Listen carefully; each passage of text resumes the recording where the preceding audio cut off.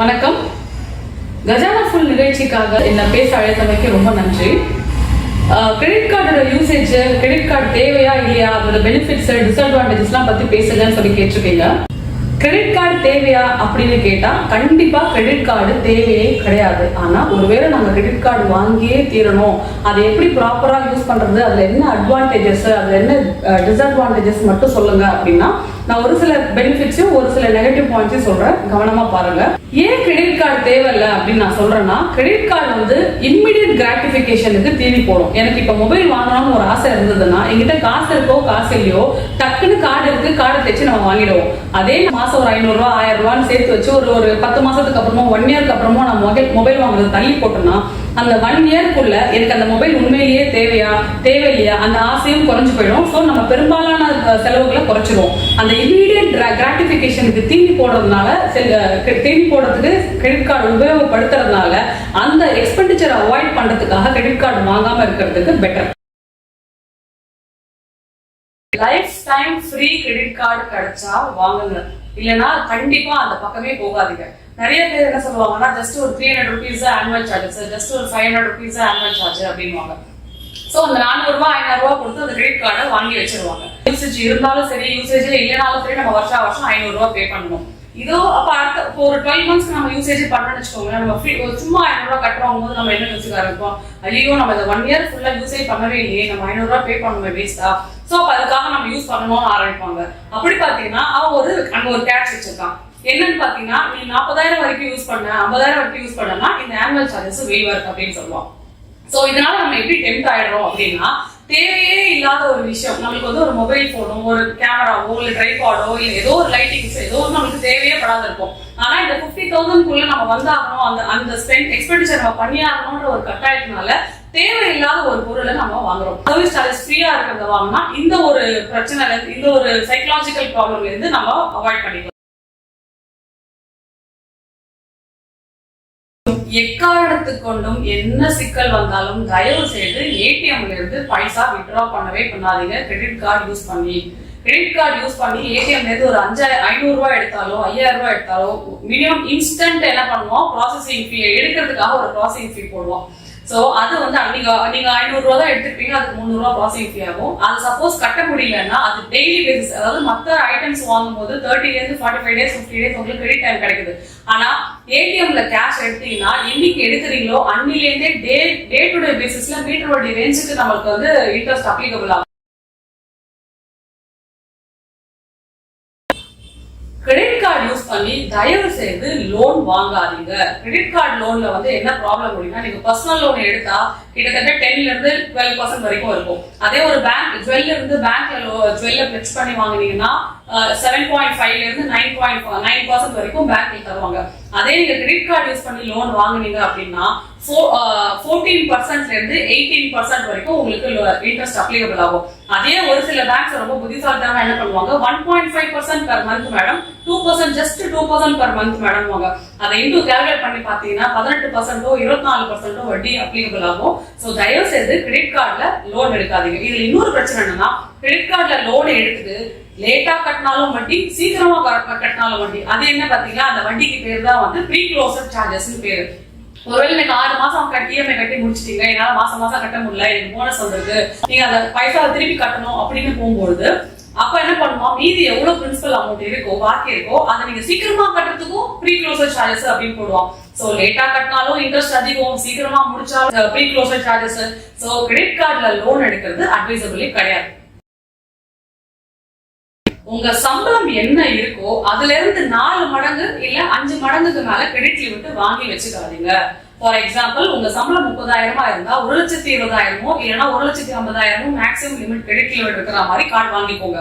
5 லட்சம் 10 லட்சம் credit card limit வாங்கி வச்சுக்காதீங்க. அது வாங்கி வச்சுன்னா நம்ம டெம்ப்ட் ஆயிடும். டெம்ப்ட் ஆகி நம்மளுக்கு கட்ட முடியாம போயிருந்தா உங்களுக்கு சம்பளமே 30,000, நீங்க அவ்வளவு லிமிட்டுக்கு வாங்கி வச்சுட்டு ஒரு 3 லட்சம் 4 லட்சத்துக்கு ஏதாவது விட்டு கட்டுனீங்க அப்படின்னா உங்களுக்கு கட்ட முடியாம போயிடுச்சுன்னா வட்டி கட்ட முடியாது, ரொம்ப கஷ்டப்படுவீங்க. சோ கிரெடிட் லிமிட் வந்து குறைச்சுக்கோங்க. ஆனா இங்கேயும் ஒரு கேட்ச் என்னன்னா, உங்களுக்கு வந்து ஆஃபர் பண்ணுவாங்க அடிக்கடி, உங்களுக்கு கிரெடிட் லிமிட் அதிகமா வச்சுட்டு கம்மியா யூஸ் பண்ணீங்க அப்படின்னா உங்களுக்கு சிவில் ஸ்கோர் ஏறும், அதனால 5 lakhs வச்சுக்கோங்க, 10 lakhs வச்சுக்கோங்க, நீங்க வாங்காம இருங்க, கிரெடிட் லிமிட்டை மொத்தம் 10 lakhs 5 lakhs வச்சுக்கோங்க. ஆனா நீங்க வாங்காம யூஸ் பண்ணாம இருக்க உங்களுக்கு இதனால வந்து அந்த ரேஷியோ அதிகமா இருக்கும்போது உங்களுக்கு சிவில் ஸ்கோர் ஏறும் அப்படின்னு சொல்லுவாங்க. அங்கதான் ஒரு கேட்ச் என்னன்னா, பெரும்பாலான மக்கள் பாத்தீங்கன்னா டெம்ப்ட் ஆயிடுவாங்க. நம்மளுக்கு 10 லட்சம் இருக்கே ஸ்வைப் பண்ணிக்கலாமே அப்படின்னு சொல்லி ஸ்வைப் பண்ணிடுவாங்க. சோ அதனால வேண்டாம், உங்களுக்கு என்ன சம்பளம் இருக்கோ அதுல இருந்து ஒரு 4-5 மடங்கோ கிரெடிட் லிமிட் வச்சுக்கிறது புத்திசாலித்தனம்.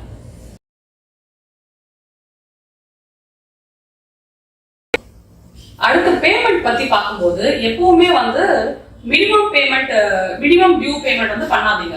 அதுலதான் ஒரு கிரெடிட் கார்டு வந்து நமக்கு வந்து ஒரு தூண்டில் போட்டு எழுப்பாங்க. என்னன்னா, நீங்க 1 லட்சம் ரூபாய்க்கு உங்களுக்கு டோட்டல் பில் வந்திருக்கும், ஆனா மினிமம் டியூ வந்து 10,000 அப்படின்வாங்க. நம்ம எல்லாம் ரொம்ப சந்தோஷப்படுவோம், பரவாயில்லையே 1 lakh வந்திருக்கும் 10,000 கட்டினா போதும் அப்படின்ட்டு. அந்த தப்ப தயவு செய்து பண்ணாதீங்க. வெறும் 10,000 கட்டிட்டு 90,000 மீதி பாக்கி இருந்ததுன்னா அதுக்கு வட்டிக்கு மேல வட்டி நம்ம கிட்டத்தட்ட 35% இருந்து 40% வரைக்கும் நம்ம வட்டி கட்ட வேண்டியதா இருக்கும். அதனால எப்பவுமே ஃபுல் பேமெண்ட் கிரெடிட் கார்டுல பண்ணிடுறது பெட்டர். அடுத்த விஷயம் வந்து பாத்தீங்கன்னா, எப்பவுமே கிரெடிட் கார்டு பேமெண்ட்ல மட்டும் டிஃபால்ட் பேமெண்ட் ஒரு நாளா இருந்தா கூட பண்ணவே பண்ணாதீங்க. இதனால 2 விஷயம் பாதிக்கும். ஒன்னு விஷயம், டிஃபால்ட் பேமெண்ட் வந்ததுன்னா உங்களோட கிரெடிட் ரேட்டிங்கும் சிவில் ஸ்கோரும் பாதிக்கப்படும். இன்னொரு விஷயம், வட்டி அதிகமா வரும். நிறைய பேர் என்ன பண்ணுவாங்க அப்படின்னா, உங்களுக்கு நாளைக்கு கிரெடிட் கார்டு டியூனா 2 நாளைக்கு முன்னாடி கொண்டு போய் செக் போடுவாங்க. இந்த பிரச்சனை வந்து இப்போ காலகட்டங்களில் கொஞ்சம் குறைஞ்சிட்டு வருது. ஏன்னா பெரும்பாலும் நெட் டிரான்ஸ்ஃபர் ஆர்டிஜிஎஸ் பண்ணிடுறதுனால, ஐஎம்பிஎஸ் பண்ணிடுறதுனால. பட் ஒரு கொஞ்ச நாளைக்கு இப்போ நிறைய பேர் அந்த ப்ராக்டிஸ் பண்றவங்க இருக்காங்க, செக் போட்டு யூஸ் பண்றவங்க இருக்காங்க. அவங்க என்ன பண்ணுவாங்கன்னா 2 டேஸ்க்கு முன்னாடி கொண்டு போய் செக் போடுவாங்க. அது கிளியர் ஆகிறதுக்கு 4 நாள் 5 நாள் ஆகும். சம்டைம்ஸ் நடுவில் ஒர்க்கிங் டேஸ் இல்ல லீவா இருந்ததுன்னா ஒரு 3-4 days ஆகும். ஸோ அதுக்குள்ள டிஃபால்ட் பேமெண்ட் வரதுக்கு வாய்ப்பு இருக்கு. ஸோ எப்பவுமே வந்து கிரெடிட் கார்டு பேமெண்ட் வந்து டிஃபால்ட்டா பண்ணாதீங்க, அட்வான்ஸ்டா பண்ணுங்க. அதுதான் பெட்டர் சஜஷன், பெட்டர் சாய்ஸ். அதுக்கு என்ன ஒரு நான் சஜஷன் கொடுப்பேன்னா, உங்க சேலரி டேட் 5ஆம் தேதி இருக்கு அப்படின்னா அந்த 5ஆம் தேதி சேலரி டேட்ல இருந்து ஒரு 10 தேதிக்கு டியூ டேட் இருக்கிற ஒரு 15 தேதிக்கு ஒரு 10 days கேப் விட்டு 15 தேதிக்கு டியூ டேட் இருக்கிற மாதிரி கிரெடிட் கார்டை பில்லிங் சைக்கிள மாத்தி வச்சுக்கோங்க. அப்படி கிரெடிட் கார்டு பில்லிங் சைக்கிள மாத்தி வச்சுக்கிட்டீங்க அப்படின்னா உங்களுக்கு 5th அன்னைக்கு சேலரி வருதுன்னா அன்னைக்கு சாயந்தரமே அந்த கிரெடிட் கார்டு பில்ல கட்டிடலாம். சோ நீங்க 10 days அட்வான்ஸா அந்த கிரெடிட் கார்டு பில்ல ஃபுல்லா முடிச்சிருப்பீங்க. இது ஒரு பெட்டர் சாய்ஸ்.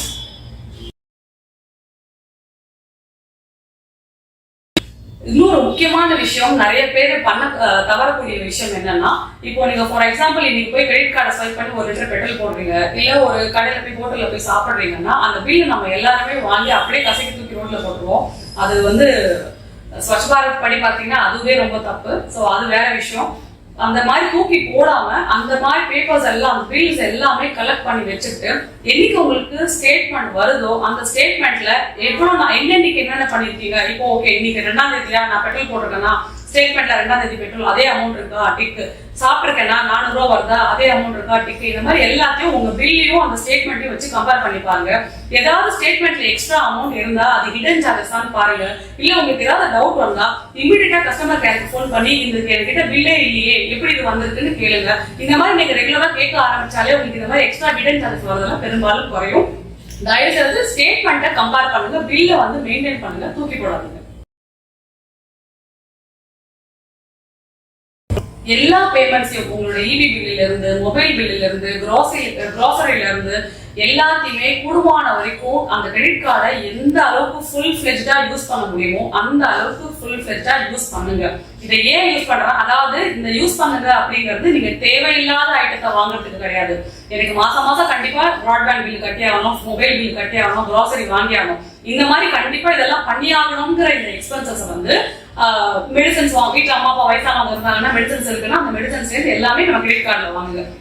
ஏன் கிரெடிட் கார்டுல வாங்குங்க அப்படின்னு நான் சொல்றேன்னா, இதனால நமக்கு நிறைய ரிவார்ட் பாயிண்ட்ஸ் கலெக்ட் ஆகும். இந்த ரிவார்ட் பாயிண்ட்ஸ் டெஃபினட்டாவே பெனிஃபிட் தான். ஃபார் எக்ஸாம்பிள், இப்ப நான் வந்து சிட்டி பேங்க் வந்து இந்தியன் ஆயில் டைப்போட ஒரு கார்டு வச்சிருக்கேன். இதுல நான் எந்த அளவுக்கு நான் யூஸ் பண்றேனோ அந்த அளவுக்கு எனக்கு ரிவார்ட் பாயிண்ட்ஸ் கிடைக்கும். 1000 ரிவார்ட் பாயிண்ட்ஸ் நான் சேர்த்து வச்சிருந்தேன்னா 1 reward point is equal to 1 Ruby. இதனால நான் 1 ரூபாய்க்கு 1000 ரிவார்ட் பாயிண்ட் வச்சிருந்தா 1000 ரூபாய்க்கு பெட்ரோல் போட்டுக்க முடியும். இது என்னுடைய கார்டு. இந்த மாதிரி நிறைய கார்ட்ஸ் இருக்கு. இப்போ ஃபார் எக்ஸாம்பிள், பையன் வெளிநாட்டுல படிக்கிறான், அடிக்கடி உள்ளூருக்கு வரணும், ஃபிளைட்ல வரணும் அப்படின்ற மாதிரி இருந்தா அந்த மாதிரி பேரண்ட்ஸ் வந்து மைல்ஸ், ஃபிளைட் மைல்ஸ் இருக்கிற மாதிரிலாம் கார்ட்ஸ் வாங்கிக்கலாம். அப்போ உங்களுக்கு next time flight ticket book பண்ணும்போது அந்த ரிவார்ட் பாயிண்ட்ஸ் கிளியர் வெயிட் பண்ணா உங்களுக்கு கொஞ்சம் பெனிஃபிட்ஸ் கிடைக்கும்.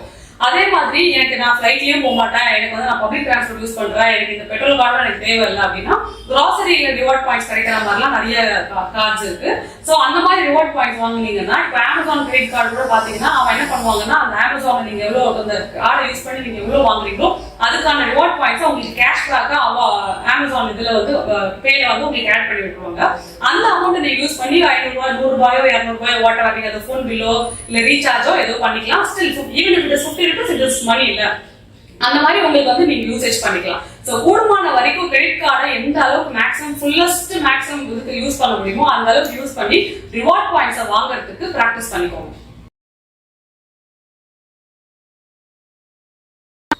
இன்னொரு முக்கியமான ஒரு விஷயம் வந்து என்கிட்ட காசு இல்லாம தயவு செய்து கிரெடிட் கார்டுல எதுவுமே வாங்காதீங்க. அந்த காசு இல்லாமங்கிறது இமீடியட்டா காசு இல்லாம இல்ல. ஃபார் எக்ஸாம்பிள் எனக்கு இந்த மாசம் ஒரு மொபைல் வருது, மொபைல் வேணும் 10,000 எனக்கு ஒரு மொபைல் வேணும் அப்படின்னா அது நெசசிட்டின்னு வச்சுப்போம். அது லக்ஸுரி இல்லாம எனக்கு நெசசிட்டி கண்டிப்பா எனக்கு ஒரு மொபைல் வேணும் உடஞ்சு போச்சு அப்படின்ற மாதிரி இருக்கும்போது நான் வாங்கணும்னு நினைச்சீங்கன்னா வர மாசம் சேலரியில இருந்து அந்த 10,000 ஃபுல்லா பே பண்ண முடியுமா, அதுக்கு உங்களுக்கு சக்தி இருக்கான்னு பாருங்க. எனக்கு வரக்கூடிய சேலரியில அதாவது வரக்கூடிய பில்லிங் சைக்கிளையோ இல்ல வரக்கூடிய சேலரியிலயோ இந்த ஃபுல் அமௌண்ட் உங்களுக்கு பே பண்ண முடியாது அப்படின்னு இருந்தா இஎம்ஐல கன்வெர்ட் பண்ணிக்கலாம் அப்படின்னு சொல்லி தயவுசெய்து எந்த பேமெண்ட்டும் கிரெடிட் கார்டுல பண்ணாதீங்க. இல்லைன்னா தயவுசெய்து சேர்த்து வச்சு மொபைலோ சேர்த்து வச்சு எதா இருந்தாலும் வாங்குங்க. ஏன்னா life is totally uncertain. Next month என்ன நடக்கும்னு தெரியாது. நீங்க ஒரு மாசம் வந்து மொபைல வாங்கிட்டு அடுத்த மாசம் சேலரி கிளியர் பண்ண முடியாம இஎம்ஐ போட்டு 6 மாசம் 1 year இஎம்ஐ போட்டு வாங்கினீங்கன்னா எவ்வளவு பேருக்கு ஜாப் லாஸ் நடந்திருக்கு, எவ்வளவு ப்ராப்ளம்ஸ் நடந்திருக்கு. நம்ம கட்ட முடியாம போயிடுச்சுன்னா பின்னாடி அதுவே நம்ம லைஃப் மிசரபிள் ஆயிடும். அப்புறம் நிறைய பேர் பாத்தீங்கன்னா 5 கிரெடிட் கார்டு வச்சிருக்கேன், 7 கிரெடிட் கார்டு வச்சிருக்கேன், ரொம்ப அப்படியே ரொம்ப சர்வசாதாரணமா சொல்லுவாங்க. இதுல இருந்து அதுல பேலன்ஸ் டிரான்ஸ்ஃபர் பண்ணேன், அதுல இருந்து இதுல பேலன்ஸ் டிரான்ஸ்ஃபர் பண்ணேன் அப்படின்னு சொல்லி விளையாட்டா சொல்லுவாங்க, பெருமைக்கு சொல்லுவாங்க. ஆனா அவங்க என்ன தெரிஞ்சுக்காம இருக்காங்கன்னா ஒரு கிரெடிட் கார்டுல இருந்து இன்னொரு கிரெடிட் கார்டுக்கு போகும்போது ஒருவருக்கும் பேலன்ஸ் டிரான்ஸ்ஃபர் பண்ணும்போது அவங்க எவ்வளவு லூஸ் பண்றாங்க, ப்ராசஸிங் ஃபீ அதெல்லாம் எவ்வளவு லூஸ் பண்றாங்கன்றத நோட் பண்ணவே மாட்டாங்க. அதோட இல்லாம இவ்வளவு கிரெடிட் கார்டு தேவையே இல்லை. நான் மொத்தத்துக்கே வந்து 2 கிரெடிட் கார்டு வச்சுக்கோங்க, இல்ல 3 கிரெடிட் அவ்வளவு கூட தேவையில்ல, ஒரே ஒரு கிரெடிட் கார்டு வச்சுக்கோங்க. இல்ல நான் வச்சே தீருவேன், எனக்கு அந்த லைஃப் அந்த ஃப்ரீ டேஸ் வந்து நான் யூஸ் பண்ணிக்கணும்னு ஆசைப்பட்டீங்கன்னா 2 கிரெடிட் கார்டு வச்சுக்கோங்க. ஆனா இதுக்கு என்ன நான் சஜஷன் சொல்லுவேன்னா எத்தனை கிரெடிட் கார்டு வச்சிருந்தாலும் எல்லா கிரெடிட் கார்டையும் நீங்க ஒரே பில்லிங் சைக்கிள், அதாவது எனக்கு சேலரி 5th வரும்போது 15th இருக்கிற மாதிரி எல்லா கிரெடிட் கார்டையும் ஒரே மாதிரி நீங்க வச்சுக்கிட்டீங்க அப்படின்னா நீங்க பில்லு கட்டுறதுக்கு மறக்க மாட்டீங்க. இது ஒரு ஐடியா, இதுதான் நான் ரெக்கமெண்ட் பண்ணுவேன்.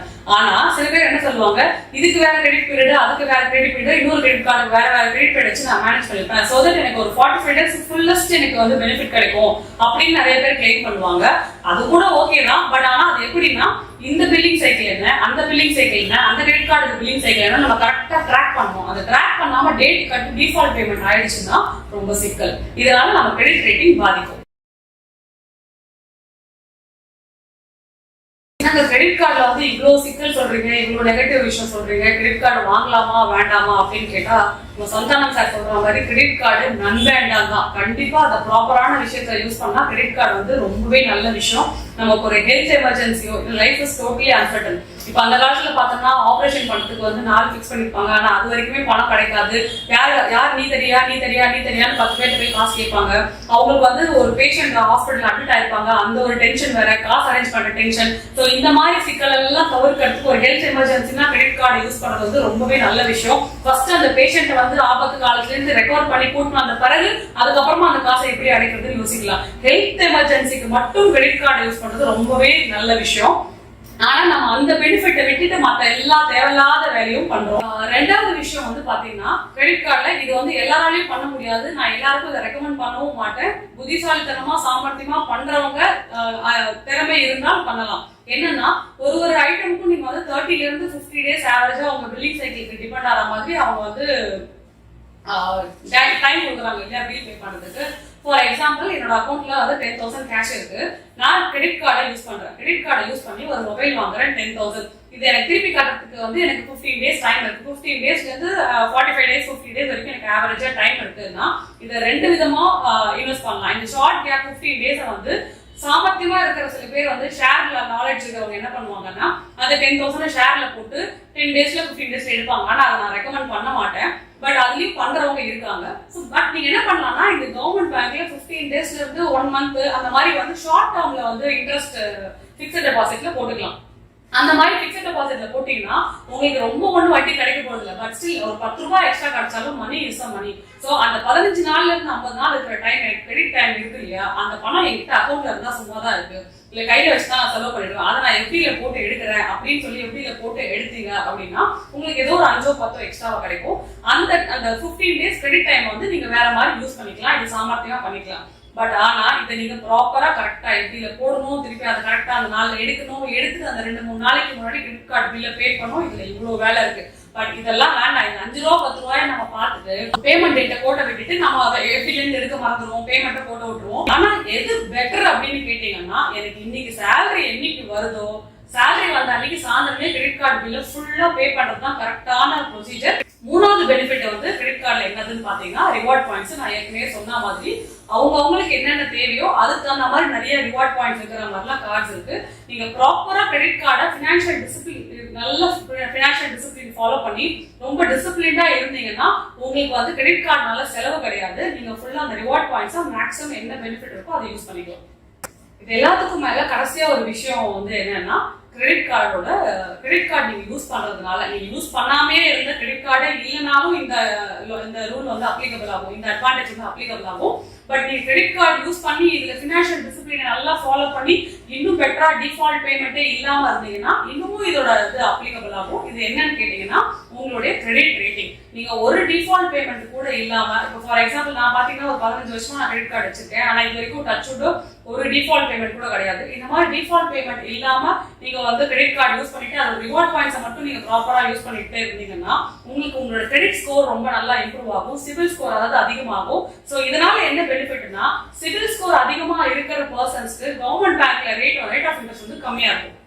அதர் பேங்க்ஸ் பத்தி எனக்கு தெரியல, பட் அதர் பேங்க்ஸ்ல இதே ரூல் அப்ளிகபிள் ஆகும்னு நினைக்கிறேன். அதாவது உங்க கிரெடிட் ஸ்கோர் ரொம்ப கம்மியா இருந்ததுன்னா உங்க ரேட் ஆஃப் இன்ட்ரெஸ்ட் லோன் வாங்குறீங்கல்ல, அடுத்த தடவை லோன் வாங்கும்போது உங்க ரேட் ஆஃப் இன்ட்ரெஸ்ட் அதிகமா இருக்கும். வேற உங்க கிரெடிட் ஸ்கோர் ரொம்ப நல்லா இருந்ததுன்னா உங்க ரேட் ஆஃப் இன்ட்ரெஸ்ட் அவங்க கொடுக்கறது வந்து கம்மியா இருக்கும். ஸோ கிரெடிட் கார்டை யூஸ் பண்ணும்போது நீங்க எவ்வளவு டிசிப்ளினா யூஸ் பண்றீங்களோ அந்த அளவுக்கு டிசிப்ளினா யூஸ் பண்ணி உங்க கிரெடிட் ரேட்டிங்கை ஏத்திக்கோங்க. கிரெடிட் ரேட்டை ஏத்திட்டு நெக்ஸ்ட் டைம் இன்ட்ரெஸ்ட் வாங்கும்போது அந்த இன்ட்ரெஸ்ட்டை நீங்க கம்மி பண்ணிட்டீங்கன்னா ரொம்ப நல்ல விஷயம்.